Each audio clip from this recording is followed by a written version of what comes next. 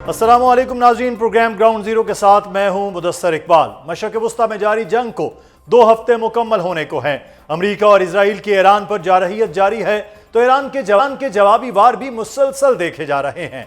Iran की जानिब से आबनाए हरमज़ की बंदिश के बाद दुनिया भर के ममालिक को मुआशी नुकसान उठाना पड़ रहा है। आलमी तेल मार्केट मुसलसल उतार चढ़ाव का शिकार है। अमरीका की जानिब से ईरान पर इल्ज़ाम आयद किया जा रहा है कि ईरान आबनाए हरमज़ में माइंस बिछा रहा है, जबकि ईरान के डेप्यूटी फॉरेन मिनिस्टर ने अमेरिका के इस इल्ज़ाम को मुस्तरद करते हुए दावा किया कि कुछ ममालिक के जहाज़ों को वहां से गुजरने दिया गया। इस सारी सूरत हाल के दौरान ईरानी वजारत खारजा ने भी ऐलान किया कि ईरान की नेवी से रब्ता करके आबनाए हरमज़ से अब भी जहाज़ गुजर सकते हैं। अब सवाल यह है कि अमेरिका ने जंग का आगाज़ तो कर दिया, पर होने जा रहा है। मशरक़ वस्ता में जारी जंग आने वाले दिनों में क्या रुख इख्तियार करेगी और ईरान में इस वक्त सूरत हाल क्या है, इस सब पर बात करेंगे। हमारे साथ मौजूद हैं ईरान से सीनियर सहाफ़ी तजज़ियाकार जॉन हुसैन। जॉन, बहुत शुक्रिया, आपने हमें वक्त दिया। सबसे पहले तो कुछ देर पहले मैं BBC पे देख रहा था कि जो अमेरिकन मिनिस्टर हैं, वज़ीर दिफा हैं, वो ये दावा कर रहे थे कि जो रहबर आला हैं वो ज़ख्मी हैं और वो इस वक्त छुपते फिरते हैं। उन्होंने गुज़श्ता रोज़ उनके जो खिताब है उसका भी हवाला दिया कि कोई वीडियो नहीं थी, कोई प्रॉपर ऑडियो नहीं थी। तो खबर वहाँ क्या है रहबर आला की सेहत से मुताल्लिक, उनकी ज़िंदगी से मुताल्लिक? नज़र साहब, बहुत बहुत शुक्रिया मुझे इनवाइट करने के लिए। देखिए, परेशान हुए हुए ये अब किसी भी तरीके से ढूंढने की कोशिश कर रहे हैं कि आयतुल्लाह मुश्तबा खामनाई आखिर हैं कहाँ, क्योंकि इनके खबरी भी खत्म हो गए हैं। कोई टेक्नोलॉजिकल सुपीरियोरिटी जो उनकी जो भी ये बताते हैं वो भी उनको ट्रैक नहीं कर पा रही है। और ईरान दोबारा वो गलती नहीं करेगा जो आयतुल्लाह अली खामनाई के साथ इन्होंने की। सबक hard lesson learn, but I think safety protocols high time है कि ये अपनाएं, भले जो भी वो सेफ्टी प्रोटोकॉल्स हो। इतना खुल के आई डोंट थिंक किसी भी सुप्रीम लीडर को रखना चाहिए। एटलीस्ट इंटेलिजेंस एजेंसीज को इंश्योर करना चाहिए कि ऐसा ना हो। तो आई थिंक जिस तरीके की रेटरिक और माचोइज्म उनकी तरफ से नजर आ रही है वो सिर्फ ख्याली और जुबानी ही नजर आ रही है, क्योंकि रियलिटी ऑन ग्राउंड ये बताती है कि ट्रंप के बावजूद इसके क्लेम करने के हमने सब कुछ खत्म कर दिया है और हम तो बड़ा क्विक विक्ट्री जीत गए और नेवी भी खत्म हो गई है, इनके लॉन्चर भी खत्म हो गए, बट देखें यहाँ पे हम लोग को मिसाइल्स भी उड़ती हुई नजर आती हैं। और अभी तक आपने देख लिया है कि जो 44th वेव तक जो जितनी भी मिसाइलें गई वो 1 टन से कम के वॉरहेड की, बाद में 37th वेव के बाद 1 टन से कम के वॉरहेड की नहीं गई। और इसके अंदर शदीद क्लस्टर म्यूनिशंस रखने वाली शदीद हैवी 2 टन की जो मिसाइल्स हैं वो भी शामिल हैं। तो आई थिंक, और उसके साथ साथ स्ट्रेट ऑफ हॉर्मुज़ पे भी जो बातें माइनिंग की वो लोग करते रहे, बाद में शर्मिंदगी के साथ एनर्जी सेक्रेटरी ने जो ट्वीट लगाया था वो भी डिलीट किया, जिसका उन्होंने कहा कि हम एक ऑयल टैंकर लेके चले गए यूनाइटेड स्टेट्स का, और बाद में नेवी ने भी कह दिया कि हम आपकी मदद नहीं कर सकते। जबकि अगर माइंस लगी भी होती तो बिल्कुल सही बात है कि चाइना के अंदर for example 2.1 million barrels per day तेल ईरान नहीं बेच रहा होता। तो हम देख रहे हैं कि स्ट्रेट ऑफ हॉर्मुज़ भी बिल्कुल कंट्रोल में है और मिसाइलें भी जा रही हैं। लेकिन फिर भी ट्रंप को अगर लगता है कि वो जीत गया है तो आई डोंट थिंक कि ये बात को यकीन करेगा। सब जो बात की गई ट्रंप की जानिब से, उन्होंने G7 के रहनुमाओं से कहा कि ईरान अब जो है वो जंग ख़त्म करने जा रहा है, जबकि मुश्तबा खामनाई साहब का जो बयान था वो ये है कि ईरान जो है वो जंग जारी रखेगा और बदला लेगा। तो इधर वो जंग ख़त्म की बात कर रहे हैं, आप वहाँ मौजूद हैं। ईरानी अवाम इस वक्त उस खिताब के बाद, स्पेशली जो हुआ ऑडियो का हमने आपने सुना, उसके बाद क्या जज्बात हैं आपके? आप ये नोटिस करें, ट्रंप ने कोई डेट नहीं बताई G7 कंट्रीज के लोगों, उनको ट्रंप को खुद नहीं पता कि जंग कितनी देर तक उसको रखा जाएगा जंग में, क्योंकि now Iran is calling the shots. और बिल्कुल मैं यहाँ पे मौजूद हूँ तो मुझे पता है, मुझे कॉन्फिडेंस से नजर आ रहा है, ना सिर्फ ऑफिशियल्स कॉन्फिडेंट है यहाँ पे आफ्टर द न्यू लीडरशिप, लेकिन लोगों के अंदर एक नई उम्मीद की किरण नजर आती है। और आज भी मैं रैली में खुद भी गया हुआ था, पैलेस्टाइन की जो रैली हुई थी, एंटी यूएस और एंटी इसराइल रैली कुछ की जो होती है, तो उसके अंदर मैंने देखा कि सामने धमाका हुआ और लोग टस से मस नहीं हुए, लोग आगे जो है वो जाना शुरू होगा। आपके पास विजुअल्स भी आई थिंक आ गए होंगे। तो यहाँ पे लोगों के अंदर एक नया कॉन्फिडेंस है, एक नई उम्मीद है। और जो मुल्क 9 दिन बगैर किसी सुप्रीम लीडर के सरवाइव कर सकता है इतनी क्रिटिकल सिचुएशन के अंदर, आई थिंक वो आगे भी रेजिलियंस रखता है कि वो सरवाइव करे। सही। तो मैं जो अब आवाम के हवाले से जो आपने बात की है, बड़ा इंपॉर्टेंट कि वो लोगों का वो डर और खौफ नहीं है। लेकिन इस वक्त एक जो चीज़ जंग के है, जंग किसी के लिए भी बड़ी मुश्किल है, वो चाहे ईरान है, चाहे अमेरिका है, चाहे खित्ते के दीगर ममालिक हैं। तो ये जंग की सूरत हाल आप देख रहे हैं कि प्रोलॉन्ग होती हुई नज़र आ रही है, या कोई मेडिएशन हो और जंग जो है वो किसी न किसी सूरत में ख़त्म होती हुई नज़र आए?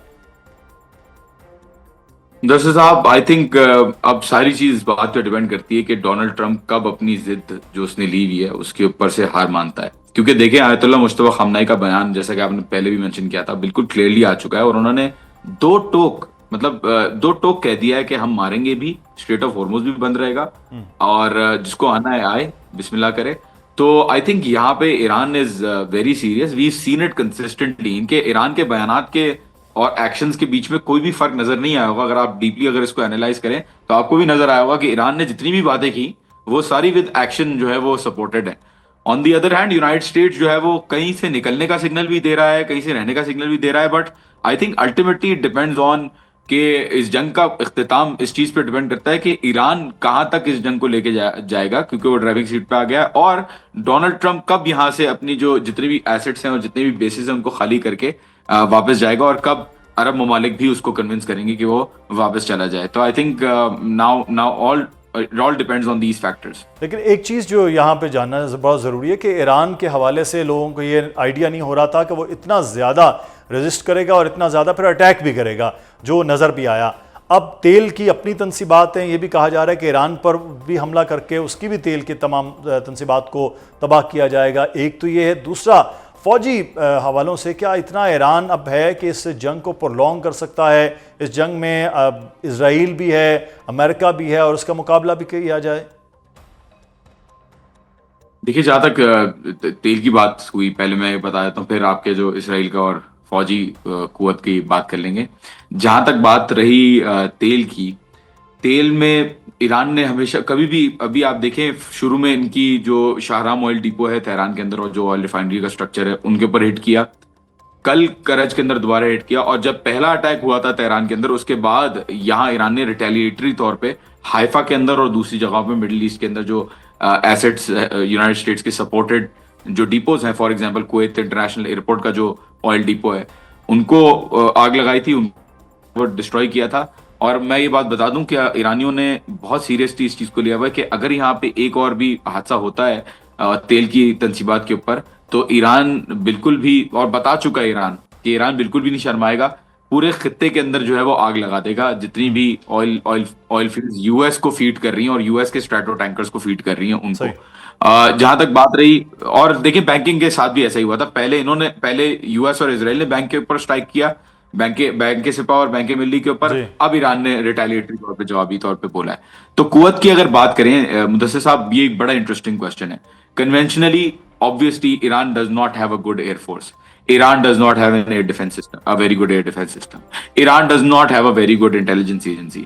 But what Iran does have, Iran के पास क्या है? ईरान के पास वो स्पिरिट और डिटर्मिनेशन है और नंबर्स हैं to support them winning this war. Why? क्योंकि इनका जो स्टॉक पाइल है मिसाइल्स का वो बहुत, I mean it is unimaginable. जो फिगर्स मुझे यहाँ पे बैठ के मिलते हैं, इट इज अनइमेजिनेबल। किसी को अगर बताऊंगा तो वो हंसेंगे लोग भी। तो बहुत बड़ी तादाद पे, हजारों की तादाद में इनके पास मिसाइल्स भी मौजूद है स्टॉक पाइल के अंदर। और लॉन्चर्स की जहां तक कैपेबिलिटी की बात आती है, they don't depend on mobile launchers. Iran mobile launchers के ऊपर डिपेंडेंट नहीं है।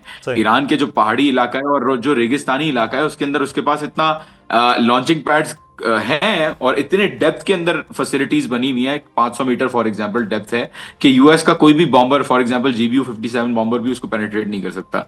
मैंने अपनी आंखों से वो साइट्स देखी हैं जहां पे यूनाइटेड स्टेट्स रोजाना आके 8 मिसाइलें मार के जाता है, लेकिन वहीं से ही जो है वो मिसाइलें उड़ती हुई वापस जाती हैं। तो आई थिंक इट्स ट्रूली, मतलब ये बिल्कुल सच है कि ईरान के पास जो फैसिलिटीज हैं वो बड़ी स्ट्रांग है, और इसीलिए हमें हमले भी नजर आ रहे हैं मुदस्सिर साहब। वरना अभी तक आप देखें इजराइल के अंदर जो रेडार सिस्टम्स इन्होंने तबाह किए हैं, फिर अपनी कुव्वत के हिसाब से अपनी स्ट्रेटेजी जो है वो प्लान की है जो आप बात कर रहे हैं। ये अच्छा, एक चीज अट्रिशन का नाम दे सकते हैं आप। सही, बिल्कुल जी। अच्छा, एक चीज मैं यहाँ जानना चाहूंगा, ये रजीम चेंज के हवाले से जो लोग एहतजाज कर रहे थे इस जंग पहले, मैं पिछले महीनों की बात कर रहा हूँ, वो लोग अब कहाँ हैं?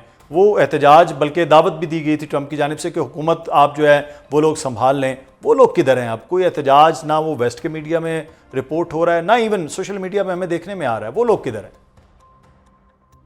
बहुत अच्छा सवाल है, मैं भी ढूंढ ही रहा हूँ काफी टाइम से, मुझे तो कोई नजर नहीं आया। ना शुरू में नजर आया जंग के जब कोई लीडरशिप नहीं थी, ना भी नजर आ रहा है अब तो। इनफैक्ट नेतन्याहू हाथ जोड़ जोड़ के कह रहा है कि प्लीज बाहर आ जाओ ईरानियों, प्लीज अपनी, मुझे एड्स आते हैं, मैं अपना फोन खोलता हूँ, मेरा VPN खुला हुआ होता है, उसके ऊपर ऐड आ रहा होता है मोसाद का कि प्लीज सेंड अस फारसी में लिखा होता है कि हमें लाइव वीडियो भेजें यहाँ से बना के, क्योंकि आपके ऊपर जुल्म हो रहा है। लोग यहाँ पे, मुदस्सिर साहब, इतनी सीरियस सिचुएशन है कि लोग बिल्कुल भी, कोई भी ऐसा सेंटिमेंट नहीं है जो अभी इस वक्त मेरे ख्याल में स्पेस भी नहीं है कि अगर 1% या हो भी 2% सेंटिमेंट, जो कि आई थिंक नहीं होगा, 1% भी लेट सपोज हो, क्योंकि हो सकता है, जाहिर है सेंटिमेंट तो रहता है कहीं ना कहीं, 1% भी अगर हो, मेरे ख्याल में वो बाहर नहीं आ सकता। यहाँ पे लोग शदीद गुस्से में हैं। आई थिंक कोई यहाँ पे जो है इस तरीके यूनिफाई कर दिया है ना, आयतुल्लाह खामनेई की शहादत ने आई थिंक यूनिफाई कर दिया है पूरे ईरान को। ये बहुत बड़ी कुर्बानी दी है उन्होंने। तो ये एक कुर्बानी के बाद पूरी ईरानी कौम जो है वो यूनाइटेड नज़र आ रही है। बहुत शुक्रिया जॉन हुसैन, हमें ईरान की ताज़ा तरीन सूरत हाल में होने वाले इस वक्त जो सिचुएशन है उससे आगाह कर रहे थे, और मुश्तबा खामनेई साहब की जो सेहत, उनकी ज़िंदगी के हवाले से सवाल हो रहे हैं, उसका भी जवाब हमने जानने की कोशिश। इस्लामाबाद हाई कोर्ट ने बानी पीटीआई को निजी अस्पताल मुंतकिल करने की दरख्वास्त मुस्तरद करते हुए नया मेडिकल बोर्ड बनाने का हुक्म दिया। हुकूमती मौक़िफ़ है कि बानी पीटीआई को सरकारी निगरानी में बेहतरीन तिब्बी सहूलियात फराहम की जा रही हैं, जबकि पीटीआई क़यादत मुसलसल उनकी सेहत के हवाले से खदशात जाहिर कर रही है। बानी पीटीआई के साथ मुलाकातों का सिलसिला बदस्तूर बंद है, जिस वजह से मजीद शुकूक व शुबहात जन्म ले रहे हैं। इस और पीटीआई से जुड़े दीगर अहम मामलात पर बात करेंगे। हमारे साथ मौजूद हैं वज़ीर आला KPK के तर्जुमान शफी जान साहब। बहुत शुक्रिया शफी जान साहब आपके वक्त का। ये मुस्तरद कर दिया गया इस्लामाबाद हाई कोर्ट की जानिब से, अब आपका क्या प्लान है? सुप्रीम कोर्ट जाना है, क्या करना है? क्योंकि बार बार सेहत के हवाले से अब बात हो रही है पिछले 3 महीनों से। सबसे पहले आपका शुक्रिया। जहाँ तक इस्लामाबाद की हाई कोर्ट का सवाल है, तो मैं ख़ुद कमरा अदालत में मौजूद था कल समाअत के दौरान, और हम बड़े पॉजिटिव थे। हमें लग रहा था कि जो चीज़ें हम डिमांड कर रहे हैं दरख्वास्त में, वो कोर्ट उसकी इजाज़त दे दी गई, क्योंकि सारी चीज़ें आइनी भी थी, कानूनी भी थी, और इमरान खान साहब का बुनियादी हक भी है। लेकिन बदकिस्मती से जो चीज़ें हमने डिमांड की, इमरान खान साहब की शिफ्टिंग हो गई शिफा इंटरनेशनल हॉस्पिटल, उसके साथ साथ ज़ाती डॉक्टर की रसाई और फैमिली के ज़ेर निगरानी तमाम चीज़ों का होना, वो तीनों चीज़ों को रिजेक्ट किया गया। मायूसी भी हुई। उस फैसले से हम दरख्वास्त देने जा रहे हैं मंडे को उस फैसले के ख़िलाफ़। और आज आपने देखा भी होगा कि CM सुहेल आफरीदी ने प्रेस कॉन्फ्रेंस भी की, वहाँ जुनैद खान साहब मौजूद थे, बाबरवान जो लीगल एस्पेक्ट को देखते हैं वो मौजूद थे, उसके साथ साथ बाकी वज़रा सारे मौजूद थे खैबर पख्तूनख्वा के। और वहाँ पे बड़ा क्लियर इस पे बात हुई कि किस तरीके से हम चाहते हैं कि इमरान खान साहब की जो इलाज है, जो तबी सहूलत है जेल के अंदर, वो जो डॉक्टर की रसाई है उसको मुमकिन बनाया जाए। लेकिन हमें लगता है कि जहाँ तहरीक इंसाफ अपने लिए आसानी ढूंढने की कोशिश करती है, कोर्ट्स के ज़रिए, कानून के ज़रिए, आइन के ज़रिए, वो दरवाजे हमारे ऊपर बंद किए जा रहे हैं। और जहाँ तहरीक इंसाफ को निशाना बनाना हो तो उसी दिन वो केस लगाया जाता है, सुना जाता है, फैसला आता है। कानूनी और आईनी तौर पर जो है वो एक अच्छे डॉक्टर्स के ज़रिए अगर हुकूमत इलाज करवा रही है, और अच्छे, और उससे पहले उनका जब चेकअप भी हुआ तो पहले इब्तदाई तौर पर तो पाकिस्तान तहरीक इंसाफ मुतमईन थी, अब ये बार बार क्यों एतराज़ आपकी जानिब से हो रहा है? डॉक्टर्स तो अच्छे से अच्छा वो ला रहे हैं, जो इलाज भी उनका और देखभाल भी कर रहे हैं। देखिए, जो बोर्ड दोबारा तश्कील देने की बात हुई है, इसी बोर्ड ने एक दफ़ा पहले भी रिपोर्ट जो है वो मुरतब की थी, जिसको तहरीक इंसाफ रिजेक्ट कर चुकी है। एक बात हमें समझनी होगी कि जो इमरान खान साहब की सेहत का इशू है वो सियासी नहीं है, इसमें फैमिली इंटरवील करेगी, और फैमिली की जो डिमांड्स होंगी उसके साथ तहरीक इंसाफ कम्प्लीटली खड़ी है। अली मापे की जो भी डिमांड्स है, शिफ्टिंग हो गई, ज़ाती डॉक्टर की रसाई हो गई, फैमिली के ज़ेरे निगरानी तमाम प्रोसीजर का होना, ये बुनियादी हक है। अच्छा, लेकिन मुलाकातें बंद हैं मुसलसल, कई महीने गुजर गए। 4 दिसंबर को आखिरी मुलाकात, 4 दिसंबर को आखिरी मुलाकात, तो ऑलमोस्ट तकरीबन 3 महीने से ज़्यादा का वक्त गुजर गया। कैसे पूरी क़यादत को पता है कि उनकी सेहत ख़राब है, मुलाकातें आपकी हो नहीं रही हैं, पता चल रहा? देखिए, बुशरा बीबी की फैमिली से उनकी मुलाकात हो रही है। उनकी भी मुलाकात बंद कर दी गई थी जब हमने शोर किया कि जी वो तो एक गैर सियासी है। बुशरा बीबी की जो फैमिली है वो सियासी बयानात भी नहीं देते जो इनको इशू है, और वो जो है ना कोई प्रेस कॉन्फ्रेंस करते हैं। तो उनकी मुलाकातें हुई हैं, तो बुशरा बीबी ने ये बताया है कि उनकी आंख का जो इशू है उसके बारे में मैसेजेस भी भिजवाए गए हैं। बात बड़ी वाज़ेह है कि हम कोई गैर आइनी, गैर कानूनी मुतालबा नहीं कर रहे। लेकिन वकील तो आपके जा रहे हैं ना, वकीलों से तो बात हो रही है। अगर CM के साथ जज साहब नहीं मिलना चाह रहे या कोर्ट मिलना नहीं चाह रही है, तो इसमें कोई आईनी मसला तो नहीं? आईनी मसला तो नहीं है। वो फेडरेटिंग यूनिट का सरबराह है, 4.5 करोड़ लोगों को रिप्रेजेंट कर रहा है। उसके पास इस्लामाबाद हाई कोर्ट का हुक्मनामा है मुलाकात के हवाले से इमरान खान साहब से। 11 दफ़ा वो अडियाला जा चुके हैं, उनकी मुलाकात नहीं करवाएगी। कंटेम्प्ट ऑफ कोर्ट में हम गए हैं, वो दरख्वास्त नहीं लगाई जा रही। तो तमाम तरह चीज़ों पे सीएम खैबर पख्तूनख्वा जो हैं, सेहत के हवाले से हो या फिर मुलाकात के हवाले से हो, डॉक्टर की रसाई के हवाले से हो, वो बात करना चाह रहे थे। लीडर हमारा अंडर है इमरान खान साहब, उसकी बदौलत अगर सीएम वो खैबर पख्तूनख्वा है तो उसी की बदौलत है। अगर मैं आज यहाँ पे बैठा हूँ तो मैं इमरान खान की बदौलत बैठा हूँ, वो हमारा लीडर है। अगर सेहत के बारे में हमें तशवीश है तो हम हर एक दरवाज़ा खटखटाएंगे। अगर हमें फिर लगा कि आपके मुखालिफिन ये बहुत ज़्यादा बात कर रहे हैं कि आप इसलिए पूरा बयानिया बना रहे हैं कि उनकी सेहत ख़राब है, उनको हॉस्पिटल आया जाए, कि खान साहब वहाँ थक गए हैं जेल में और वो अब वो सख्ती जो है वो बर्दाश्त नहीं कर पा रहे हैं, तो कोई ना कोई रास्ता निकालने की आप कोशिश कर रहे हैं और वो बीमारी का ही एक रास्ता हो सकता है। और माजी में भी हमने बाकी ये प्रोपेगेंडा किया जा रहा है। अगर ऐसी कोई बात होती तो जिस तरीके से इमरान खान साहब ने 1000 दिन जेल में गुजारे हैं, कोई इस तरह पाकिस्तान की तारीख में किसी ने जेल काटी है? तस्वीर पे पाबंदी है, बेटों से बात नहीं हो रही, बहनों से मुलाकात नहीं हो रही, तब भी सहूलत नहीं दी जा रही। वो बुशरा बीबी से अंदर उनकी मुलाकात नहीं करवाई जा रही, लेकिन वो फिर भी डटे हुए हैं। देखिए, जेल मैनुअल को देख लें तो वो साबिक प्राइम मिनिस्टर है, तो जेल मैनुअल के मुताबिक क्लास बी इनको ये टाइटल है, नहीं मिल रहा। बुशरा बीबी साबिक खतून अव्वल है, उनको जेल के मैनुअल के मुताबिक क्लास बी इन टाइटल है, नहीं मिल रहा। उसके बावजूद वो डटे हुए हैं। सोहेल अफरीदी साहब, अब क्या आप लोगों ने एक बनानी थी वो फोर्स बहरहाल ईद के बाद अब बन रही है या नहीं है, या स्ट्रीट मूवमेंट बगैर उस फोर्स के वो करेंगे? अब ईद के बाद का प्लान क्या आप कर रहे हैं? देखिए, स्ट्रीट मूवमेंट के तनाजुर में ही इमरान खान रिहाई अमन फोर्स का ऐलान किया स्वयं सोहेल अफरीदी साहब ने।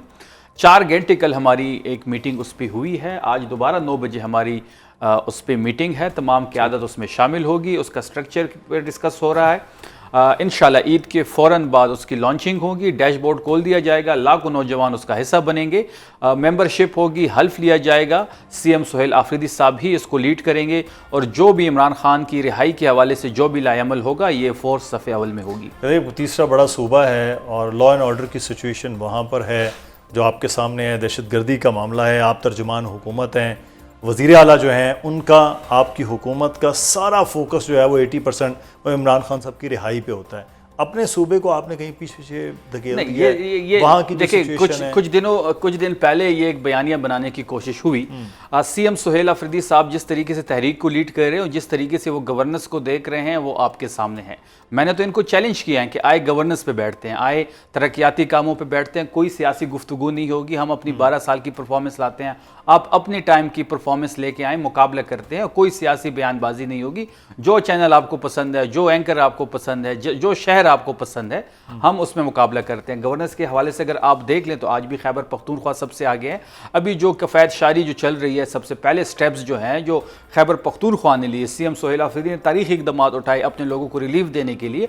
बाकियों की जो तरजीहात है वो तो 11 अरब का जहाज़ है। सीएम खुद इस वक्त लाहौर में मौजूद है, जहाज उसका वियना में घूम रहा है, पता नहीं किस फैमिली मेंबर को लेके गया है, सैर सपाटे के लिए गया है। ये लेकिन वो कह रहे हैं 40 अरब रुपए का रमज़ान पैकेज है 40 लाख ख़ानदानों के लिए पंजाब के अंदर।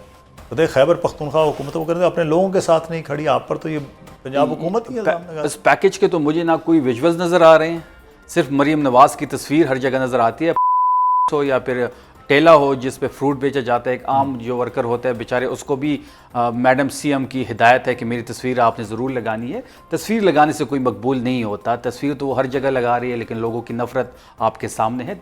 इमरान खान साहब की तस्वीर हर जगह से हटा रहे हैं, 90% लोगों के दिल पे वो राज कर रहा है। हमारा जो पैकेज है रमज़ान का, 10.5 लाख ख़ानदानों को 12,500 पर फैमिली हम दे रहे हैं और ये 13 अरब का रिलीफ पैकेज है। 9 लाख ख़ानदानों को पैसे मिल चुके हैं, अनकरीब 2-3 दिनों में बाकी भी कंप्लीट हो जाएगा।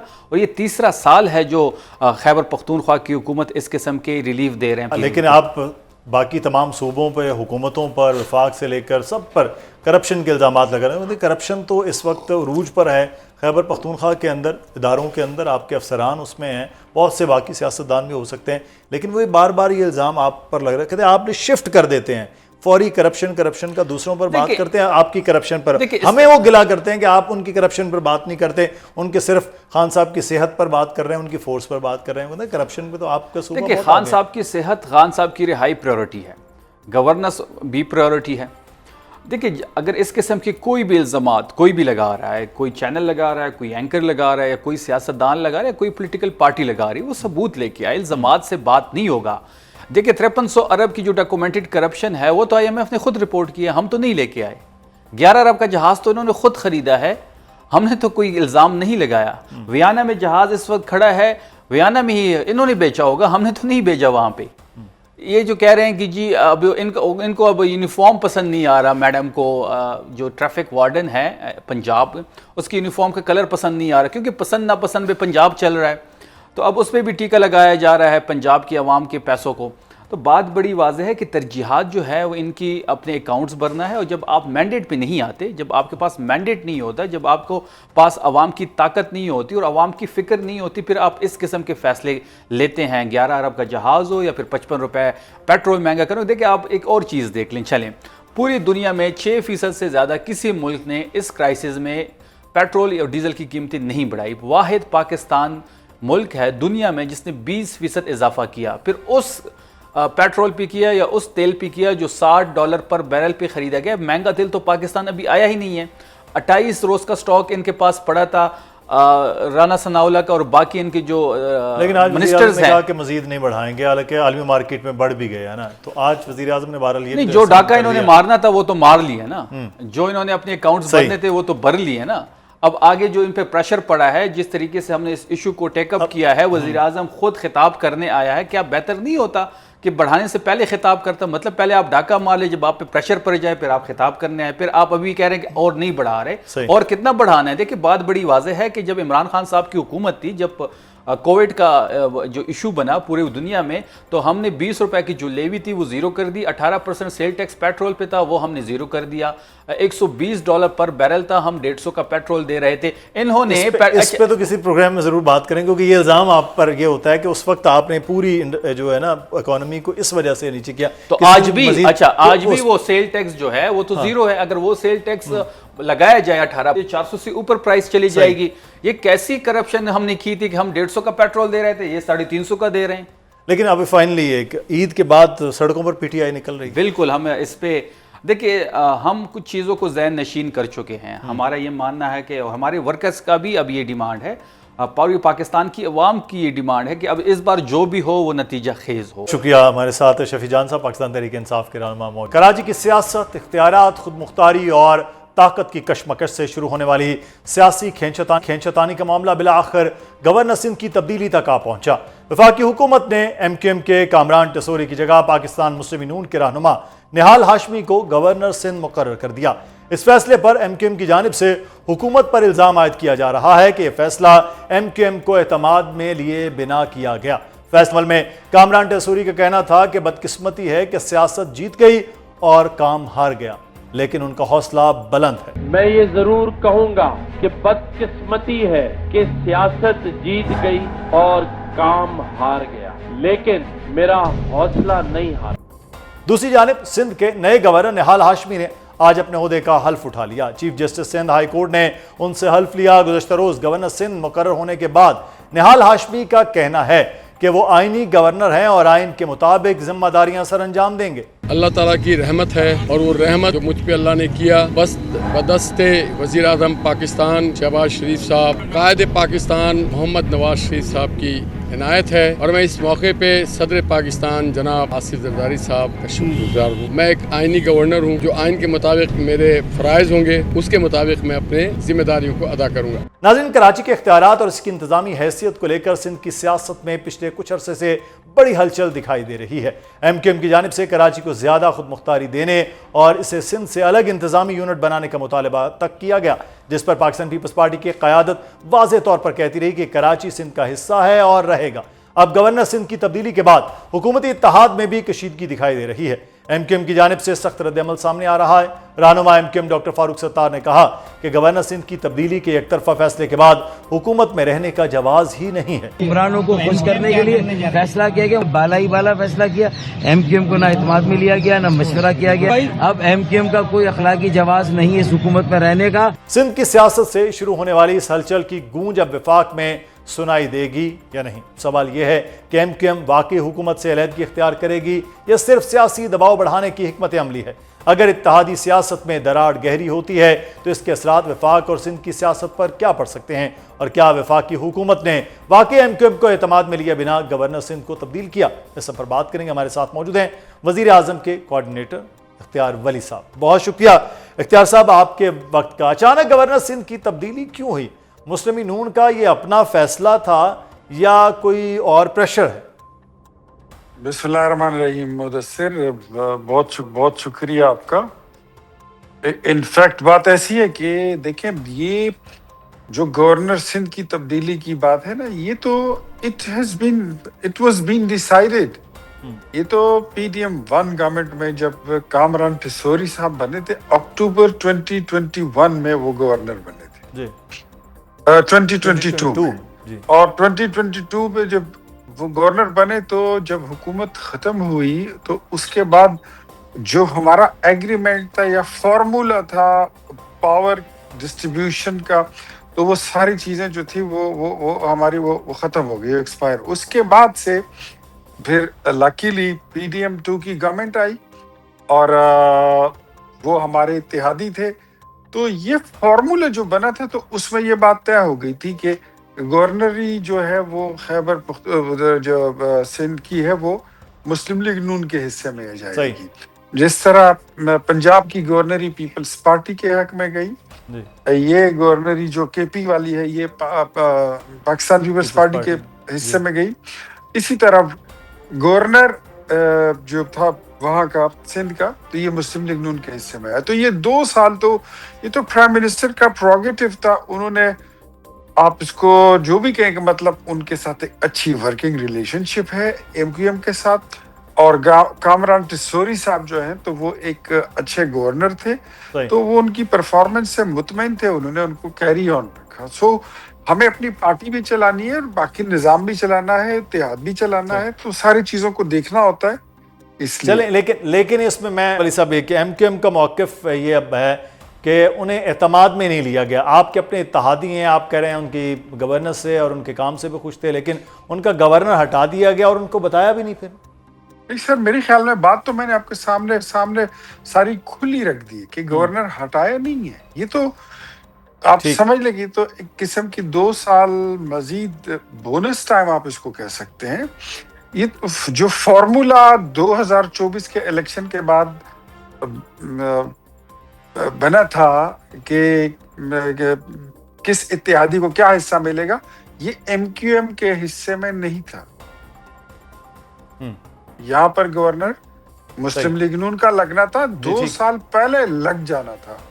और इसमें तो वो बात भी, मतलब अगर मैं आपको ये बात बता दूं कि दिस वाज बीन डिस्कस्ड, ये बताया नहीं जाता। This was been discussed so many time at highest level of MQM के जो गवर्नर साहब बैठे हुए हैं, उन्होंने इवेंचुअली उन्होंने जाना है, बिकॉज ये इत्तेहाद के फॉर्मूला में ये शामिल नहीं है आपके हिस्से में। तो वो तो मतलब एक अंडरस्टूड बात। लेकिन एक चंद महीनों से हम ये देख रहे थे इख्तियार वली साहब कि MQM का जो गवर्नर हैं और गवर्नर हाउस है वो ऐसी सरगर्मियों में था जिस पर पाकिस्तान पीपल्स पार्टी मुसलसल मोतरज़ रही कि वफाक का एक इदारा है गवर्नर हाउस और वहाँ इस किस्म के सियासी मामलात हो रहे हैं। अब पाकिस्तान पीपल्स पार्टी का मुतालबा था, पाकिस्तान पीपल्स पार्टी का प्रेशर था, जिस पे फिर ये फैसला हुआ अचानक 2 साल के बाद। प्रेशर क्या होता है? प्रेशर क्या होती है? मतलब मैं आपको बात बताता हूँ, हम पहली बार हुकूमत में थोड़ी आए हैं, हमको अनाड़ी तोड़नी है। 5वीं बार हुकूमत कर रहे हैं। अल्हम्दुलिल्लाह हमें पता होता है कि इत्तेहादियों को किस तरह लेके चले। हम इज्जत और तौकीर के साथ इत्तेहाद बनाते हैं, इज्जत और तौकीर के साथ सियासत करते हैं, पुरवकार तरीके से जो है बात करते हैं और पुरवकार तरीके से अपने इत्तेहादियों की बातें सुनते हैं और बात को आगे चलाते हैं। तो प्रेशर की तो कोई बात नहीं है। हाँ, ये एक बात मतलब उसूली तौर पर ये क्लियर है कि गवर्नर सिंध की मुद्दत जो थी वो 2024 के इलेक्शन से पहले वो खत्म हो गई थी। उसके बाद गवर्नर ने चेंज होना था, 2 साल बाद चेंज हो गया। अब इत्तेहादी हैं, प्राइम मिनिस्टर का प्रोगेटिव था, उन्होंने टाइम दे दिया, एक्स्ट्रा दे दिया 2 साल, ये उनकी मेहरबानी है। और कामरान टिसोरी जो है वो भी अच्छे गवर्नर थे, मतलब he is not a bad guy. लेकिन हमने अपनी जमात भी चलानी है, वहां से हमने अपने गवर्नर भी लाना है, और उससे हमने जो सूबे में अपनी एग्जिस्टेंस है पॉलिटिकल, ठीक। वो भी हमने उसको भी बहाल करना है। हमने अपनी पॉलिटिकल स्पेस जो है वो भी हमने लेनी है। माजी में एमकेएम मुतालिबात मनवाने के लिए अक्सर हुकूमत से बाहर हो जाती थी या हुकूमत को प्रेशर होता था। आपको लगता है अब कोई ऐसा होगा और एमकेएम जो है वो आपसे नाराज? ये वो गुफ्तगू है या ये वो टॉपिक है। मैं आपको एक बात बताऊं कि इस पर एमकेएम हुकूमत से बाहर नहीं जाएगी, ठीक, क्योंकि ये चीजें पहले से तयशुदा थी, ये चीजें पहले से ओके। समझ में आ जाने वाली बातें थी। ये कोई अब्रप्ट नहीं हुआ, ये कोई आउट ऑफ द बॉक्स नहीं हुआ, ये कोई आउट ऑफ द ब्लू नहीं हुआ, इस तरह नहीं। अच्छा, एक चीज़ मुसलसल एमकेएम ये बात करती रही, गवर्नर हाउस में ये बात होती रही कि कराची को इंतजामी यूनिट कर दिया जाए या वफाक के हवाले कर दिया जाए। अब निहाल हाशमी साहब गवर्नर बनने के बाद नून लीग अब क्या सोच है कराची के हवाले से कि जी वो वफाक के हवाले हो ना हो? सर ऐसी कोई बात नहीं है, ये तो अच्छा। देखे ना, मेरे ख्याल में जो वो बयान था ना कि कराची को आप फेडरली एडमिनिस्ट्रेटेड एरिया डिक्लेयर करके उसको अपनी कस्टडी में ले लेना, मेरे ख्याल वो आउट ऑफ द बॉक्स कोई बात है। अच्छा। वो एप्लीकेबल भी मुझे नहीं लगती। आईन और दस्तूर उसकी मेरे ख्याल में इतनी इजाजत भी नहीं देता, उसमें हो नहीं सकता, पॉसिबल नहीं है। तो बाकी जहां तक आपने बात की निहाल हाशमी साहब की, तो निहाल हाशमी सच अ डायनामिक पर्सन, वो एक निडर और सरफरोश कारकुन है मुस्लिम लीग नून का और नवाज शरीफ का। वो सर हथेली पे रख के फिरने वाला बंदा है और बहादुर आदमी है, उसकी हिस्ट्री है और उसका एक कैरियर है। हम समझते हैं कि वो ही नोज कि वो वफाक और सूबे के बीच में ब्रिज का किरदार कैसे बनाएंगे। हमारे बड़े इत्तेहादी हैं, दोनों वहां से सिंध से हैं, एक पाकिस्तान पीपल्स पार्टी है, एक एमक्यूएम है, और हम यही चाहेंगे कि दोनों इत्तेहादियों को साथ लेकर और वो ब्रिज का किरदार अदा करें वफाक के साथ, ताकि ये मामलात हम आहंगी के साथ चलें। ये छोटी छोटी बातें, ये गवर्नर बनना आज है कल नहीं होंगे यार, सदा बादशाही सिर्फ एक अल्लाह की होती है। इंसान जो है वो आते ही इसीलिए हैं कि सही, बिल्कुल ठीक है। तो ये इसीलिए अभी सूबा सिंध में मुस्लिम नून के गवर्नरशिप हो गई है, गवर्नर हाउस अब आप मुस्लिम नून के पास आ गया है, आईनी ओहदा भी एक तरह से मिल गया है। हमने इंतखाबात में उस तरह की वो नंबर्स नहीं देखा, ख़ासतौर पर सिंध में भी, सिंध का सबसे बड़ा शहर है कराची, और कराची में भी। अब मुस्लिम नून क्या वो करेगी अगले 3 सालों में बैसियत जमात?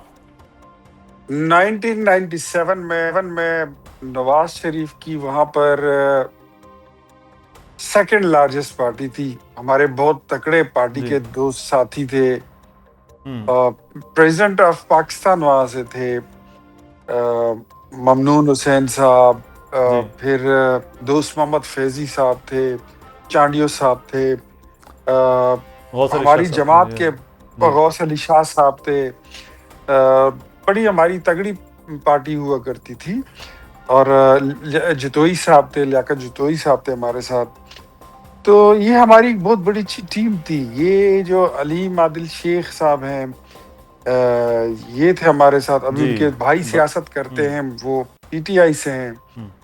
तो हमारी बहुत बड़ी टीम थी, और 1999 के मार्शल लॉ के बाद वो टीम हम लॉस्ट कर चुके, और उसको लूज करने के बाद हम दोबारा वहां पर हमने अपनी जमात को एस्टेब्लिश नहीं किया। और अभी बशीर मेमन साहब हैं, शाह गुलाम कादिर साहब हैं, शाह अहमद शाह साहब हैं, वो अली अकबर गुजर साहब हैं, बहुत सारे हमारे साथी हैं। वो एक अच्छा सेनेटर अफनानुल्लाह खान साहब हैं, वहां से उनका ताल्लुक है, मुशाहिदुल्लाह खान साहब के जो बरखुरदार हैं। तो ये सारी टीम को अब